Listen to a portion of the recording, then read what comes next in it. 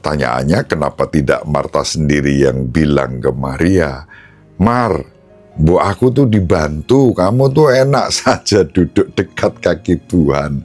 Bu yang bantu aku gitu loh untuk melayani Tuhan." Andaikan begitu mungkin ceritanya lain.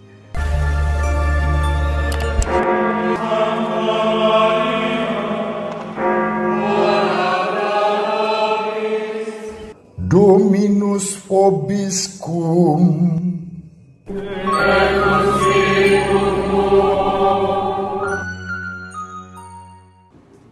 Sahabat peradaban kasih ekologis yang terkasih, selamat berhari Minggu. Selamat berjumpa dalam renungan harian bersama saya Romo Alois Budi Purnomo PR melalui channel ini.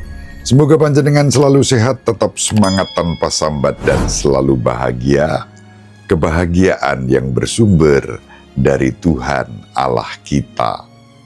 Mari kita awali perjumpaan kita dengan bersatu di dalam doa. Dalam nama Bapa dan Putra dan Roh Kudus. Amin.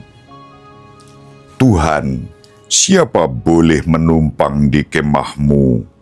Orang yang berlaku tidak bercela, yang melakukan apa yang adil, dan mengatakan kebenaran dengan segenap hatinya, yang tidak menyebar fitnah dengan lidahnya. Orang yang tidak berbuat jahat terhadap teman dan tidak menimpakan cela kepada tetangganya, yang memandang hina orang-orang tercela, tetapi menjunjung tinggi orang-orang yang takwa. Orang yang tidak meminjamkan uang dengan makan riba dan tidak menerima suap melawan orang tak bersalah. Siapa yang berlaku demikian tidak akan goyah selama-lamanya. Kemuliaan kepada Bapa dan Putra dan Roh Kudus, seperti pada permulaan, sekarang, selalu, dan sepanjang segala abad. Amin. Tuhan, siapa boleh menumpang di kemah-Mu? Dalam nama Bapa dan Putra dan Roh Kudus. Amin. Sahabat peradaban kasih ekologis yang terkasih, mari kita baca bacaan Injil pada hari ini dari Injil Lukas bab 10 ayat 38 sampai 42. Dalam perjalanan ke Yerusalem, Yesus dan murid-muridnya tiba di sebuah kampung. Seorang wanita bernama Marta menerima dia di rumahnya. Wanita itu mempunyai seorang saudara bernama Maria. Maria ini duduk di dekat kaki Tuhan dan terus mendengarkan perkataannya. Tetapi Marta sibuk sekali melayani. Ia mendekati Yesus dan berkata, "Tuhan, tidakkah Tuhan peduli bahwa saudariku membiarkan aku melayani seorang diri? Suruhlah dia membantu aku." Tetapi Tuhan menjawabnya, "Marta, Marta, engkau khawatir dan menyusahkan diri dengan banyak perkara. Padahal hanya satu saja yang perlu. Maria telah memilih bagian yang terbaik, yang tidak akan diambil daripadanya." Demikianlah sabda Tuhan. Terpujilah Kristus. Sahabat peradaban kasih ekologis yang terkasih, Injil yang baru saja kita baca menampilkan Yesus yang memasuki kampung, disebutnya begitu ya. Dan di kampung itu Yesus singgah di rumah Marta, Maria. Kita mengenal selain Marta dan Maria, kita juga tahu dari Injil Yohanes, Marta dan Maria mempunyai saudara satu lagi yang bernama Lazarus.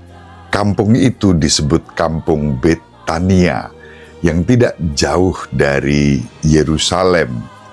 Maka dalam perjalanan itu Yesus singgah di rumah mereka.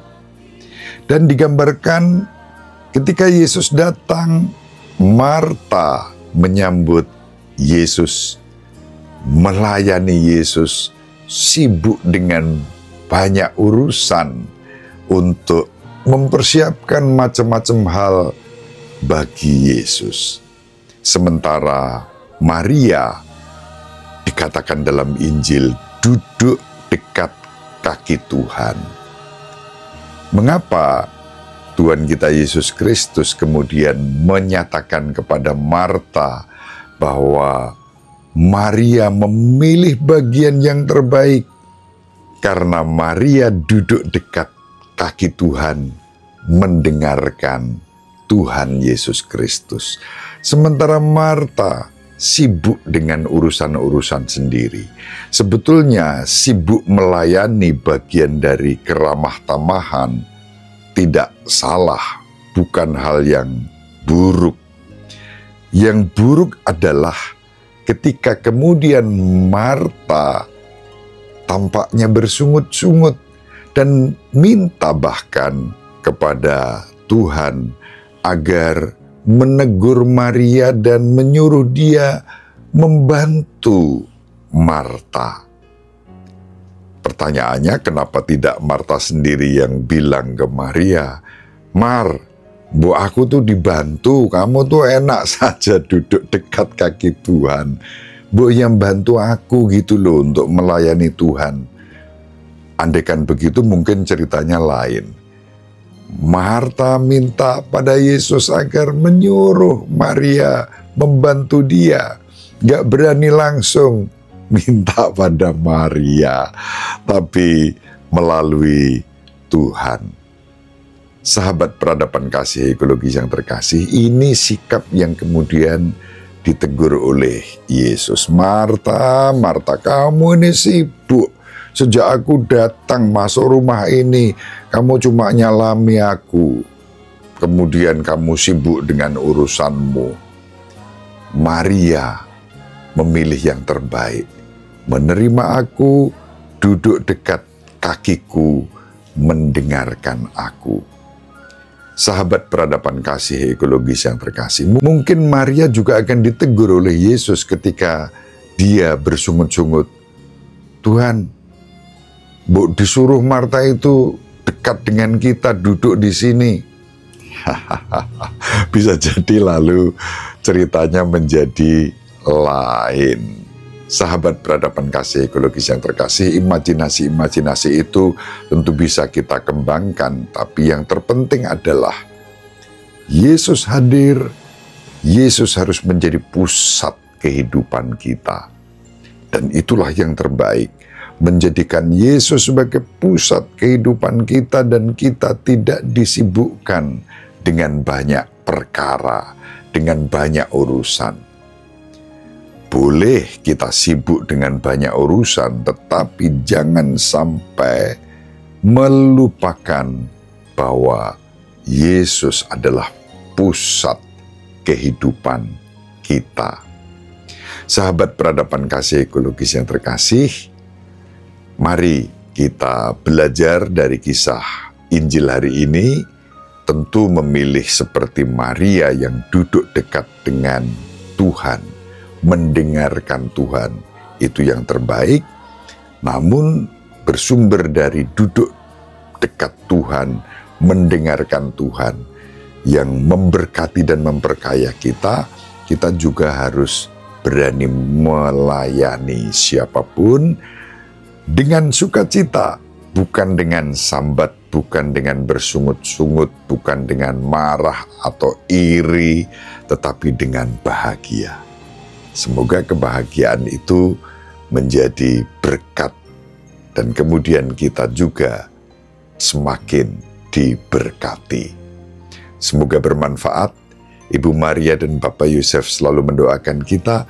Semoga panjenengan semua sahabat peradaban kasih ekologis yang terkasih bersama seluruh anggota keluarga dimanapun berada dibimbing, dilindungi dan diberkati oleh Allah yang Maha Kuasa, Bapa dan Putra dan Roh Kudus. Amin. Terima kasih, salam sehat, tetap semangat tanpa sambat, selalu bahagia. Kebahagiaan yang bersumber dari Tuhan Allah kita. Salve, shalom, salam sejahtera, berkah dalam.